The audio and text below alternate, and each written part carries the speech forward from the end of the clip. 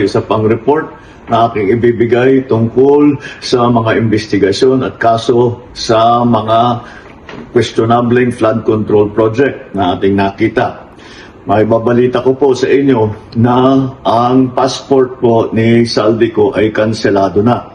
Kaya in-instructionan ko na ang Department of Foreign Affairs, pati ang PNP, na makipag-ugnayan sa ating mga embassy sa iba't ibang bansa para tiyakin na hindi maaring magtago itong ating hinahabol na magtago doon sa kanilang bansa. At kung sakali man ay siya'y pupunta ron, ay i-report sa atin para naman ay maibalik natin siya dito sa Pilipinas. Kaugnay naman kay Sara Diskaya, sumuko naman siya kahapon sa NBI at nasa kustodya na siya ng NBI. Inaantay ang formal ng paglabas ng kanyang warrant of arrest. Kaya't nakikita po natin, maganda naman ng takbo ng proseso at yung ating mga hinihilaang na kasama dito sa ganitong klaseng sindikato ay haharap sa hustisya.